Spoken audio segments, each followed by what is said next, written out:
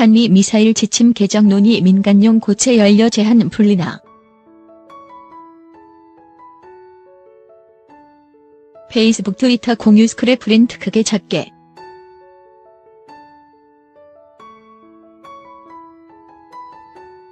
액체 연료보다 추진력 강하지만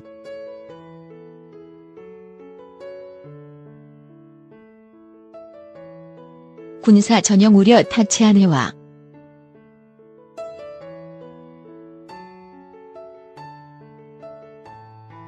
북중 등 오해 부를 가능성도.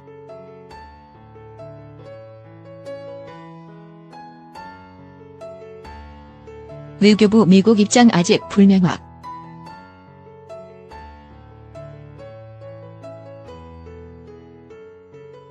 한국이 민간용 고체 연료 우주발사체를 개발할 수 있도록 한미 미사일 지침을 개정하는 문제를 두고 한미가 협의 중이라고 외교부가 12일 밝혔다.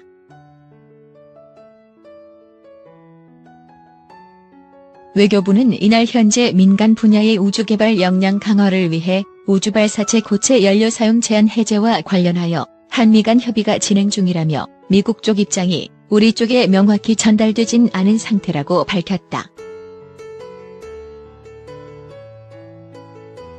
문재인 대통령과 도널드 트럼프 미국 대통령은 지난해 9월 4일 전화통화를 통해 한미 미사일 지침에 나와 있는 한국의 미사일 탄두 중량 제한을 해제 3차 개정하기로 합의했고 11월 7일 공식 발효됐다. 하지만 우주 발사체에 고체 연료를 사용할 수 없도록 하는 부분은 바뀌지 않았다. 그동안 한국이 민간용 우주 발사체에 고체 연료를 사용할 수 있도록 한미 미사일 지침을 바꿔야 한다는 주장은 지속적으로 있었다. 우주 로켓에는 액체 연료와 고체 연료를 사용할 수 있는데 고체가 액체보다 추진력이 강해 고체 연료를 사용하느냐 여부는 한 나라의 우주 개발 역량과도 직결.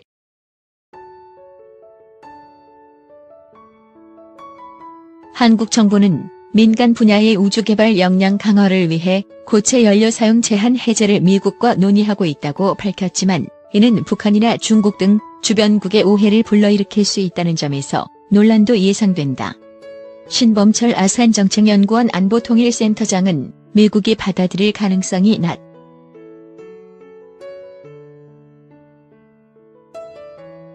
한미 미사일 지침은 1979년 한국이 미국한테 미사일 기술을 이전받기 위해 만들어졌다. 당시 한국이 개발할 수 있는 탄도미사일의 사거리는 180km, 탄두 중량은 500kg으로 제한됐다. 1998년 북한의 장거리 로켓 발사 북쪽에서는 위성 발사라고 주장을 계기로 2001년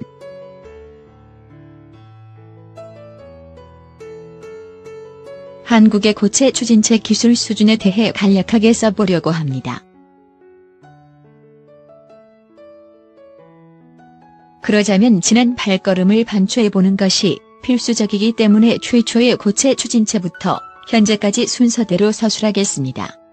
아울러 최근 폭발적인 성장을 한 북한의 고체 추진체 기술에 대해서도 접근해보고자 합니다.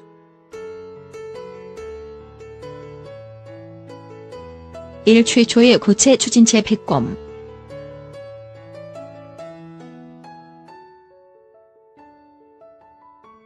한국 지대지 미사일의 시초는 나이키 허큘리스라는 지대공 미사일입니다.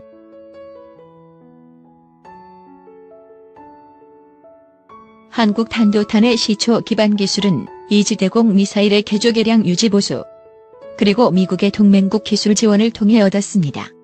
최초의 탄도탄인 백곰이 나이키 허큘리스와 빼다 박은 이유 역시 사정이 이러하기 때문입니다. 이 당시만 해도 국내엔 제대로 된 풍동 하나 없었고 탄도탄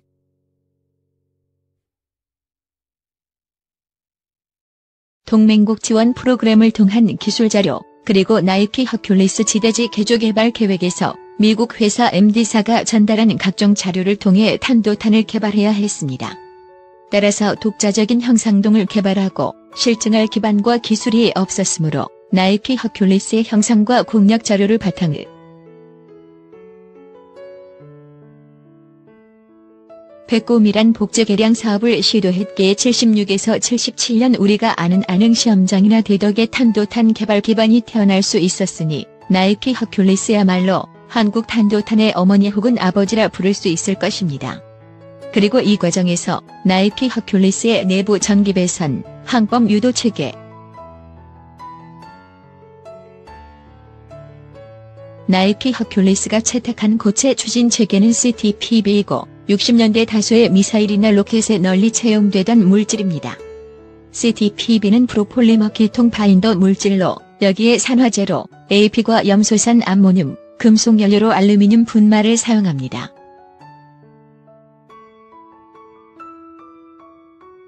당연히 이런 바인더를 이용한 고체 추진체 제조엔 산화제와 금속 연료를 균질하게 섞어줄 믹서가 필요했는데 베트남 전쟁 이후 수요 부진에 시달리던 로키드사가 300갤런급 플래니터리 믹서와 관련 시설을 헐값에 판매한 덕분에 이 시설을 인수하고 그와 관련된 폐기된 것인지, 네.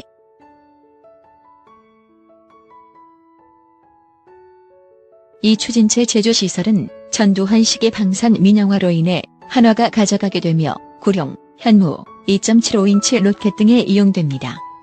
고체 추진체 제조와 기술은 사실상 한화가 독점하게 되며 최근 풍산과 LIG가 협력하여 자체적인 고체 추진체 제조 시설을 자체 개발해 마련하고 있는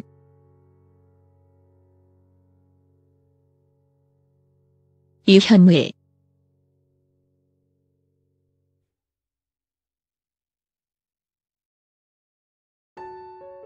사실상 70년대 말 국산 탄도탄을 실용화할 뻔했으나 이걸 가로막은 것이 전두환 군사정부입니다.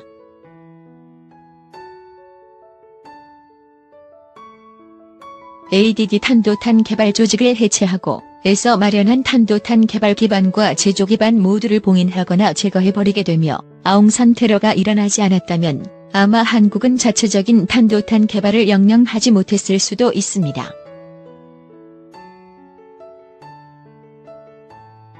아웅산 사태가 벌어진 이후 다시금 탄도탄 개발 조직을 되살리고 백곰 프로젝트를 되살리게 되는데 그 결과물이 바로 현무일입니다. 사실은 말만 현무일 뿐이지 실상은 백곰의 실전 배치 모델을 이름만 바꿔서 내놓았다고 봐야 합니다. 이렇게 개발한 현무일은 백곰과는 달리 처음부터 막 보유한 HTPB 추진체를 적용한 상황으로 80년대 말 부대 창설과 전력화를 마무리하게 되는데 외형과 내부 구성도 사실상 그 이전 결과물인 백곰과 거의 다를 바가 없으니 전두환 군사정부는 대한민국 탄도탄 개발을 거의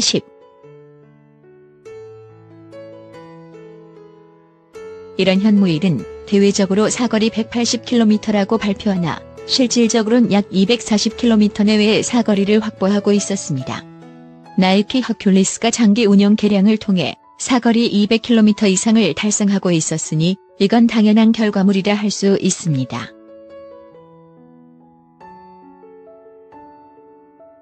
3. 현무일 성능 개량 및 현무 EAB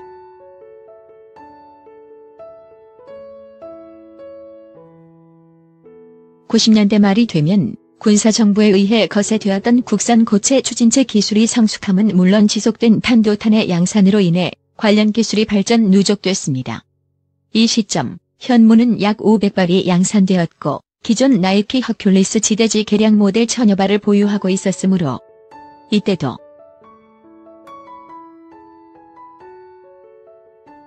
위키리크스를 보면 현용 현무 A타입은 99년부터 개발에 들어갔다고 하는데 이 현무 AB부터 더욱 발전된 HTPB 기술 아마 AP 대신 HMX가 가미된 이적용되었고 기존 현무 1-500발에 대해서도 신형 HTPB로 교체하고 탄소 복합제 모터 케이스가 적용되며 전파 흡수 물질인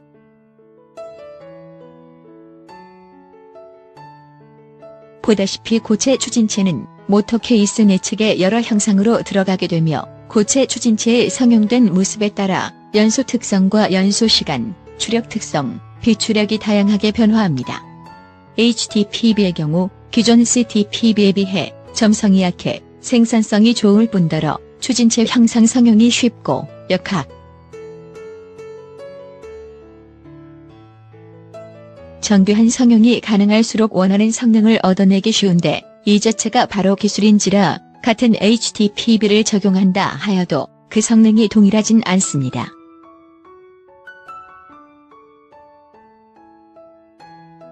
아울러 99년에 개발을 시작한 현무-A와 현무-B는 탄도 중량만 다른 사실상의 동형 탄도탄이므로 한국 정부는 이미 미국과의 협의와는 관계없이 처음부터 500km급 탄도탄을 확보하려 하고 있었음을 유추할 수 있습니다. 실제로 1999년 7월 당시 김대중 대통령이 클린턴에게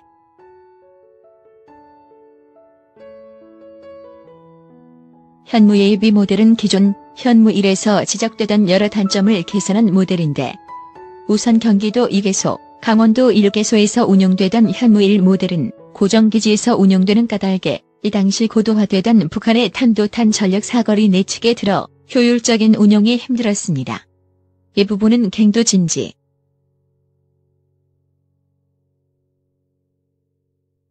아울러 이동 발사 차량 모델도 트레일러에 실려 그대로 탄체를 노출한 채 운용하기에 취약한 건 매한 가지였습니다. 우선 트레일러인지라 도로 사정에 크게 운용이 좌지우지되었고 탄체가 노출된 까닭에 침투한 특작 부대의 대물 저격총 저격만으로도 무력화될 수 있었으며 기상 상황이 나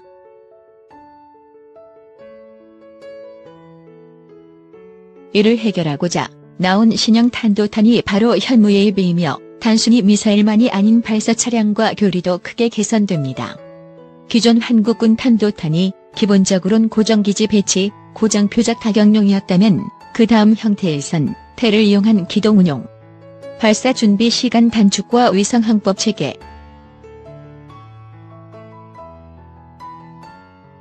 이를 통해 생존성과 작전 범용성을 크게 확보하는 한편 북한의 미사일 발사대나 이동식 미사일 발사대 태를 직접 타격할 수 있는 능력을 얻어냈습니다.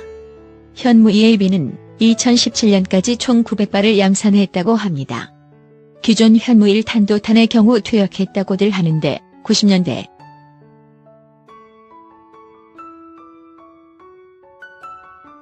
현무-2C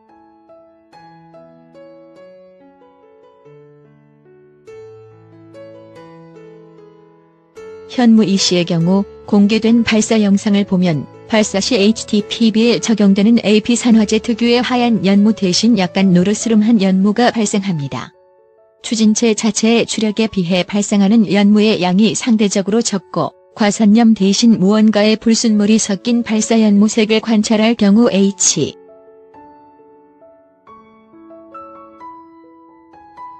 특히 현무-2C의 외형에서 큰 변화 없이 탄도 중량을 증량하기 위해선 추진체의 추력과 비추력이 크게 개선되어야 하는데 현재 한국의 HTPB 기술은 거의 극한까지 다다른 상황입니다.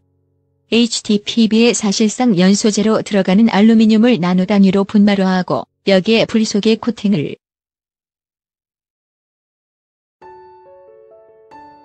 따라서 전 현무-2C가 HTPB-HMX 계열 추진체이거나 혹은 NEP 추진체가 적용되었다고 생각합니다.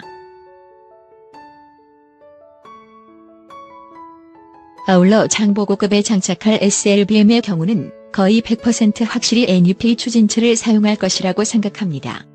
잠수함 특유의 은밀성을 확보함이 곧 생존성을 확보하는 것이므로 발사 연무가 적고 빨리 사라져야 하는 특성상 NEP 이상의 추진체는 찾을 수가 없는 상황입니다.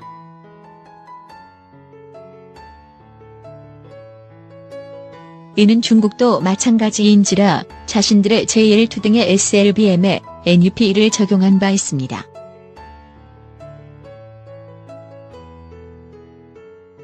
중국의 경우 핑퐁 외교를 통해 미국으로부터 다량의 군사기술을 잔수받게 되며 그중 가장 전략적인 기술이 바로 HTPB 기술이었습니다. 우리가 70년대 말 CTPB 기술을 확보한 상황이었을 때 중국은 미국으로부터 HTPB 기술과 자료, 인프라를 이전받았습니다. 이런 HTP 이외에 DF-11 수출명 M11, DF-15 수출명 M9을 통해 이란과 파키스탄에 고체 탄도탄을 판매하고 그 기술과 제조 기반 역시 이전했습니다. 그리고 하필이면 이란과 파키스탄은 북한과 탄도탄 기술 거래를 하는 대표적인 국가들입니다. 당연히 중국이 이전한 기술들이 이들 나라를 현재 한국의 HTPB 기술은 중국과 비슷한 수준이라 평가할 수 있으며 NUP 추진체 역시 중국과 비슷한 시기에 실용화한 상황입니다. 단순히 추진체 자체의 기술로는 아마 구속이 없다면 캐리나 ADD가 원하는 대로 일본의 SRB-A3 정도의 성능을 구현할 수 있다고 하며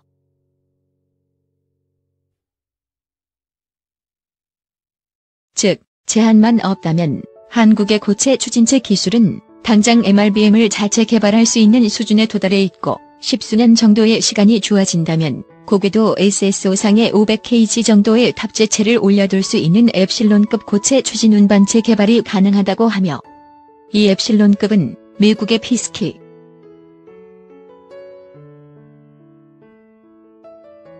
북한의 경우 2015년 5월 액체 추진 기반 북극성 1호를 발사 실험하여 성대한 실패를 겪었고 이런 개망신 직후 아주 신기하게도 불과 1년 만인 2016년 4월경에 느닷없이 고체 추진 SLBM 발사 실험을 공개했습니다.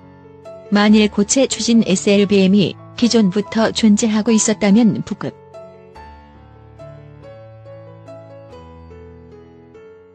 변변한 HTPB 제조 시설조차 없던 북한이 느닷없이 1년 만에 액체 추진 SLBM에서 고체 추진 SLBM으로 진로를 돌리고 최근 스커트 파상형으로 짐작된다는 공개 자료와는 어울리지 않는 기습적인 탄도탄 발사 실험을 수시로 진행하며 그 스커트 파생형이란 모델의 사거리가 약 10.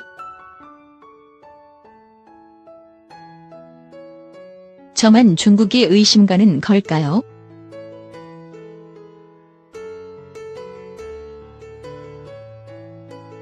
이미 전북한 핵탄두 제조 기술이 중국에서 파키스탄을 거쳐 유래했다고 떠든 바 있습니다.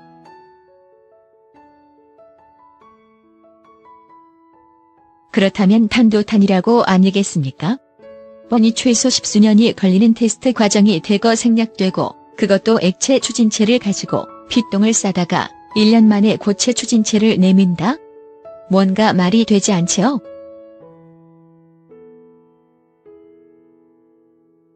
여하간 제가 발견한 자료 등을 보면 한국의 HTPB 기술은 중국과 유사하며 NUP 역시 거의 유사한 수준이라고 합니다. 그런 자신감에 따라 ADD와 캐리 역시 기보유한 발사체의 운반 능력 확대를 위해선 고체 부스터 해결이 가장 간절하다고 합니다. 지금 당장이라도 일본의 S